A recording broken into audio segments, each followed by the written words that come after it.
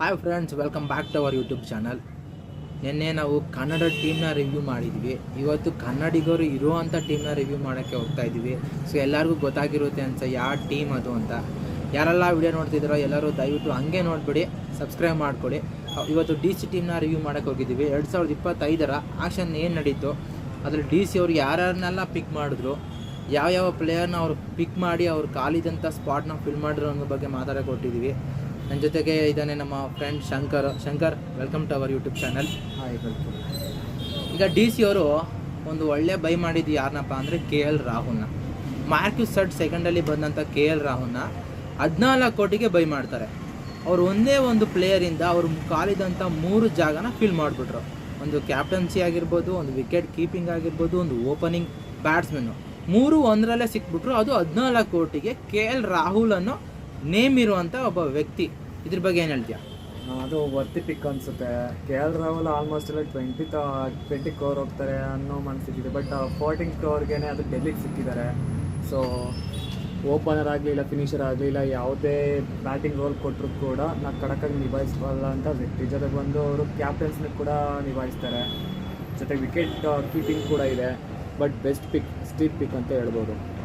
2024 action ಏನು ನಡೀತು ಅದರಲ್ಲಿ ಹೈಯೆಸ್ಟ್ ಬಿಡ್ ಆಗಿದ್ದು ಯಾರಪ್ಪ ಅಂದರೆ ಅದು ಸ್ಟಾರ್ಕ್. ಗೌತಮ್ ಗಂಭೀರ್ ಅವರು ಕೋಲ್ಕತ್ತಾಗೆ ಸ್ಟಾರ್ಕ್ನ ಹೈಯೆಸ್ಟ್ ಅಮೌಂಟ್ಗೆ ರೆಕಾರ್ಡ್ನ ಬ್ರೇಕ್ ಮಾಡಿ ಸ್ಟಾರ್ಕ್ನ ಎತ್ಕೊಂಡು ಹೋದ್ರು. ಅಂಥ ಸ್ಟಾರ್ಕ್ನ ನೀವು ತುಂಬ ಕಮ್ಮಿ ರೇಟ್ಗೆ ಈ ಸಲ ಹೋಸತಿ ಕಂಪೇರ್ ಮಾಡಿದ್ರೆ ಈ ಸಲ ತುಂಬ ಕಮ್ಮಿಗೆ, ಐ ಥಿಂಕ್ 11.75 ಕ್ರೋರ್ಗೆ ಸ್ಟಾರ್ಕ್ನ ಬೈ ಮಾಡ್ತಾರೆ. ಈ ಬೈ ಎಷ್ಟು ತುಂಬಾ ಕಮ್ಮಿಗೆ ಸಿಕ್ಬಿಟ್ರು ಸ್ಟಾರ್ಕ್ ಅವರು. ಅಂಥ ಬೌಲರು ಅವರು ಎಷ್ಟು ಪೇಸ್ ಹೆಂಗೆ ತಗೊಂಬರ್ತಾರೆ, 150 ಪ್ಲಸ್ ಬೇಸಲ್ಲಿ ಹಾಕುವಂಥ ಒಬ್ಬ ಬೌಲರು. ಮತ್ತು ಅವರು ಬಿಗ್ ಮ್ಯಾಚ್ ಪ್ಲೇಯರು. ಈಗ ಹೋದ ಇಯರಲ್ಲಿ ನಾವು ಕಂಪೇರ್ ಮಾಡಿದ್ರೆ ಅವ್ರಿಗೇನು ಅಷ್ಟೊಂದು ಎಕನಾಮಿಕಾಗಿ ಗೋಲಿಗೆ ಕೂಡ ಮಾಡಿರಲಿಲ್ಲ. ಅದೇ ಒಂದು ಪ್ಲೇ ಆಫ್ ಅಂತ ಬಂದಮೇಲೆ ಫೈನಲಲ್ಲಿ ಕೂಡ ಅವ್ರು ಮ್ಯಾನ್ ಆಫ್ ದಿ ಮ್ಯಾಚು. ಅವರು ಬೌಲಿಂಗ್ ಮಾಡಿದಂಥ ಲೈನಲ್ಲಿ ಲೆಂತ್ ಇರ್ಬೋದು. ಒಬ್ಬ big match player. Big match ಬಂದಾಗ ಹೆಂಗೆ ಆಡ್ತಾರೆ ಅದನ್ನು ತೋರಿಸ್ಕೊಟ್ಟು ಅವರು ಸ್ಟಾರ್ಕು. ಅವ್ರನ್ನ ನಿಮ್ಮ ಡಿ ಸಿ ಟೀಮು ಬೈ ಮಾಡ್ತು. ಸ್ಟಾರ್ಕ್ ಬೈ ಬಗ್ಗೆ ನೀವೇನು ಹೇಳಿ? ಅದೇ ಹೋದ್ಸಲ ಅಂದರೆ ಅದು ಮಿನಿ ಅರೇಂಜ್ ಆಯಿತು. ಸೊ ಇದು ಮೆಗಾ ಆಕ್ಷನ್. ಇದು ಮೆಗಾ ಆಕ್ಷನ್ ಇರುತ್ತಲ್ವಾ. ಸೊ ಮೆಗಾ ಆಕ್ಷನಲ್ಲಿ ತುಂಬ ಬಿಗ್ ಪ್ಲೇಯರ್ ಬರ್ತಾರೆ. ಆಲ್ಮೋಸ್ಟ್ ಎಲ್ಲ ಟೀಮ್ಸು ಅಷ್ಟೇ ತುಂಬ ಪ್ಲೇಯರ್ಸ್ ಎಲ್ಲ ಬಿಟ್ಬಿಟ್ಟಿದ್ದಾರೆ. ಕೆಲವರು ಮಾತ್ರ ರಿಟೈನ್ ಮಾಡಿದ್ದಾರೆ. ಸೊ ಎಲ್ಲ ದೊಡ್ಡ ಬಿಗ್ ಪ್ಲೇಯರ್ ಬರೋದ್ರಿಂದ ಅವ್ರದ್ದು ಅಲ್ಲಿ ಪರ್ಸ್ಪೆಕ್ಟಿವ್ ಅಲ್ಲಿ ಖಾಲಿ ಆಗಿದೆ. ಸೊ ಇದು ಸ್ಟಾರ್ಗೆ ಅಷ್ಟು ಅಮೌಂಟು ಹೋಗಿದೆ ಅಷ್ಟೇ. ಬಟ್ ಇಸ್ ವರ್ತಿ ಪಿಕ್ ಅನ್ಸ್ಬೋದು. ವರ್ತಿ ಪಿಕ್ಕೇನೆ ಇದು. ಓಕೆ, ನೆಕ್ಸ್ಟ್ ಫಾಸ್ಟ್ ಬೌಲಿಂಗ್ ಡಿಪಾರ್ಟ್ಮೆಂಟಲ್ಲಿ ಅವರು ಬೈ ಮಾಡಿದಂಥ ಒಬ್ಬ ಇಂಡಿಯನ್ ಬೌಲರು, ಯಾರ್ಕರ್ ಸ್ಪೆಷಲಿಸ್ಟ್ ಅಂತಾನೆ ಕರೆಯುವಂಥ ನಟರಾಜನ್ನ ಬೈ ಮಾಡಿದ್ರು. ಡೆತ್ ಬೌಲಿಂಗ್ ಸ್ಪೆಷಲಿಸ್ಟ್ ಅಂತ ಅವ್ರನ್ನ ಕರೀತಾರೆ. ಅವ್ರನ್ನ ಕೂಡ ಟೀಮ್ಗೆ ಇನ್ಕ್ಲೂಡ್ ಮಾಡಿದ್ರು. ಅವ್ರ ಬೈ ಎಷ್ಟು ಬರ್ತಿದೆ ಡಿ ಸಿಗೆ? ಇಲ್ಲ, ಟಿ ನಟರಾಜನ್ ಒಳ್ಳೆ ಬೌಲರ್. ಜೊತೆಗೆ ಬಂದು ಯಾರ್ಕರ್ ಕೂಡ ಆಗ್ತಾರೆ. ಬಟ್ ಇದು ವರ್ತಿ ಪಿಕ್ ಅನಿಸ್ತು. ಬಟ್ ಬೌಲಿಂಗ್ ಡಿಪಾರ್ಟ್ಮೆಂಟ್ ಈ ಸಲ ಸ್ಟ್ರಾಂಗ್ ಅನಿಸ್ತಿದೆ ಡಿ ಸಿದು. ಹೌದು, ಮೋಹಿತ್ ಶರ್ಮಾ ಕೂಡ ಬೈ ಮಾಡಿದ್ರು. ಹೌದು, ಅವರು ಕೂಡ ನಿಮಗೆ ಸ್ಲೋ ಬಾಲ್ನ ತೊಗೊಬರ್ತಾರೆ, ಒಂದು ವೇರಿಯೇಷನ್ ತೊಗೊಂಬರ್ತಾರೆ. ಟಿ ನಟರಾಜನ್ ಯಾರ್ಕರ್ನ ಬೌ ಮಾಡಿದ್ರೆ ಸ್ಟಾರ್ಕ್ ಮತ್ತು ಮೋಹಿತ್ ಶರ್ಮಾ ವೇರಿಯೇಷನ್ನ ತೊಗೊಬಂದು ಕೊಡ್ತಾರೆ. ಸ್ಪಿನ್ನಿಂಗ್ ಡಿಪಾರ್ಟ್ಮೆಂಟಲ್ಲಿ ಆಲ್ರೆಡಿ ಅವರು ರಿಟರ್ನ್ ಮಾಡಿದ್ದು ನಮ್ಮ ಕುಲ್ದೀಪ್ ಯಾದವ್ನ ಮತ್ತು ಹರ್ಷರ್ ಪಟೇಲ್ನ. ಆಲ್ರೌಂಡರ್ ಆಗೂ ಕೂಡ ಅವರು ಇಂಡಿಯಾಗೆ ಹೇಗೆ ಆಡ್ತಿದ್ದಾರೆ, ಹರ್ಷರ್ ಪಟೇಲ್ ಯಾವ ಫಾರ್ಮಲ್ಲಿದ್ದಾರೆ, ಅವ್ರ ಲೈಫಲ್ಲಿ ಅವರು ಪೀಕಲ್ಲಿದ್ದಾರೆ ಈಗ ಗೇಮಲ್ಲಿ. ಅಂಥ ಬೌಲರ್ ಅವ್ರ ಕಡೆ ಇದ್ದಾರೆ. ಸ್ಪಿನ್ನಿಂಗ್ ಡಿಪಾರ್ಟ್ಮೆಂಟ್ನ ಅವರಿಬ್ಬರು ನೋಡ್ಕೋತಾರೆ.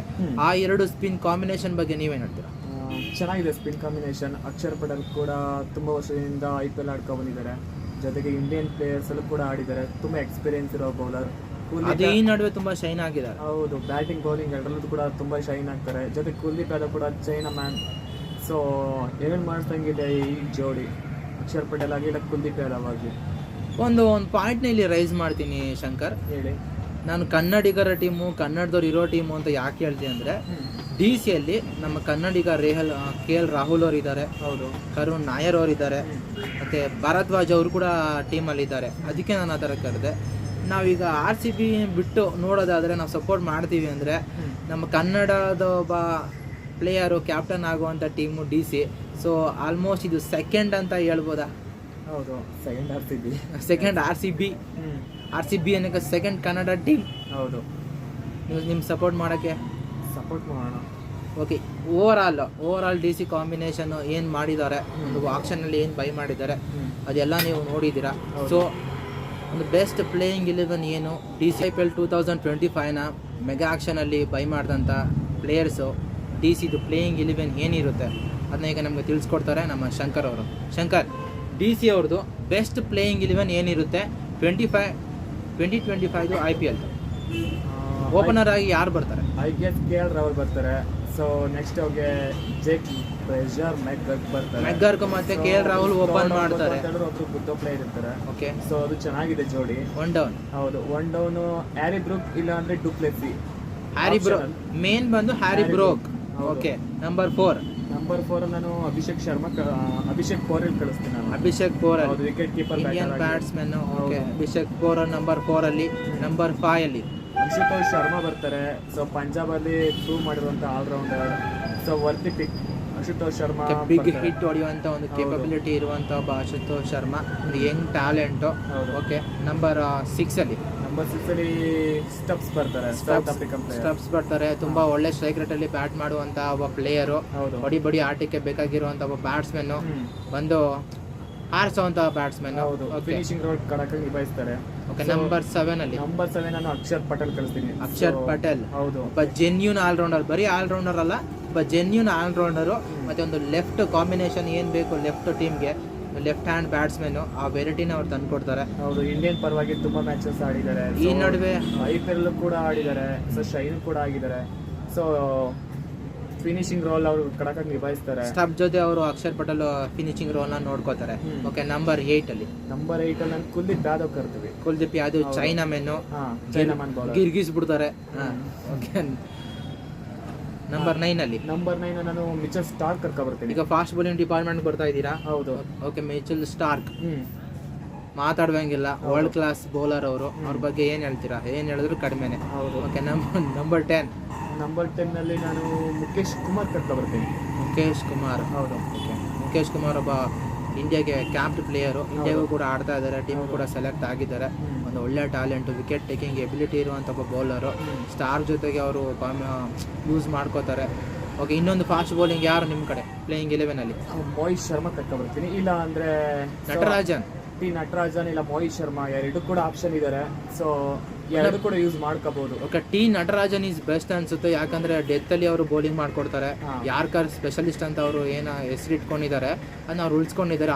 6 ಬಾಲ್ ಕೂಡ ಬುಡ ಹೊಡೆಯುವಂಥ ಬೌಲರು. ಸೊ ಅವ್ರನ್ನ ನೀವು ಪ್ಲೇಯಿಂಗ್ ಇಲ್ಲಿ ನಿಲ್ಲಿಸಲೇಬೇಕು. ಸೊ ನಂಬರ್ 11 ಅಲ್ಲಿ ನಮಗೆ ನಟರಾಜನ್ ಬರ್ತಾರೆ. 12 ಅಲ್ಲಿ ಬೇಕಾದ್ರೆ ನೀವು ಮೋಹಿತ್ ಶರ್ಮಾನ ಯೂಸ್ ಮಾಡ್ಕೋಬಹುದು. ನೀವು ಹೇಳೋ ಥರ ಫಾಫ್ನ ಇಟ್ಕೋಬಹುದು. ಬೇಕಾದ್ರೆ ಕರುಣ್ ನಾಯರ್ ಇದ್ದಾರೆ, ಅವ್ರನ್ನೂ ಕೂಡ ಇಟ್ಕೋಬಹುದು. ಆ ಪರಿಸ್ಥಿತಿಗೆ ನಿಮ್ಗೆ ಹೇಗೆ ಬೇಕೋ ಹಾಗೆ ಇಂಪ್ಯಾಕ್ಟ್ ಪ್ಲೇಯರ್ ಆಗಿ ಅವ್ರನ್ನ ಯೂಸ್ ಮಾಡ್ಬೋದು. ಇದು DC ಬೆಸ್ಟ್ ಪ್ಲೇಯಿಂಗ್ 11. ಈ ಪ್ಲೇಯಿಂಗ್ 11ನ ಇಟ್ಕೊಂಡು ಅವರು ಕಪ್ಪು ಗೆಲ್ತಾರೋ ಬಿಡ್ತಾರೋ ಅದು ಇನ್ನು ಸ್ವಲ್ಪ ದಿನದಲ್ಲೇ ಗೊತ್ತಾಗುತ್ತೆ. ಆದರೆ ಈ ಟೀಮ್ನ ನೋಡ್ತಿದ್ರೆ ತುಂಬ ಚೆನ್ನಾಗಂತೂ ಕಾಣಿಸ್ತಿದೆ. ಬ್ಯಾಲೆನ್ಸ್ ಆಗಿದೆ. ಹೌದು, ಬೌಲಿಂಗ್ ಆಗಿರ್ಬೋದು, ಬ್ಯಾಟಿಂಗ್ ಆಗಿರ್ಬೋದು, ಮಿಡಲ್ ಆರ್ಡರ್ ಆಗಿರ್ಬೋದು, ತುಂಬ ಚೆನ್ನಾಗಿದೆ. ಒಂದು ಬ್ಯಾಲೆನ್ಸ್ ಟೀಮ್ ಇದೆ. ಒಳ್ಳೆ ಕ್ಯಾಪ್ಟನ್ ಇಂಡಿಯಾದವ್ರು ಸಿಕ್ಕಿದ್ರು. ಅದು ವಿಕೆಟ್ ಕೀಪರು ಕ್ಯಾಪ್ಟನ್ ಆದರೆ ಅಂದರೆ ಫುಲ್ ಆ್ಯಂಗಲ್ ಕಾಣಿಸ್ತಿರುತ್ತೆ. ಅದು ನಮ್ಮ KL ತಂದು ಕೊಡ್ತಾರೆ. ಸೊ ಇದಕ್ಕೆ ಔಟ್ ಆಫ್ 10 ನೀವೇನು ರೇಟಿಂಗ್ ಕೊಡ್ತೀರಾ? ಔಟ್ ಆಫ್ 10 ಅಂತ ಹೇಳಿದ್ರೆ ನಂಬರ್ 6 ಕೊಡ್ತೀನಿ ನಾನು.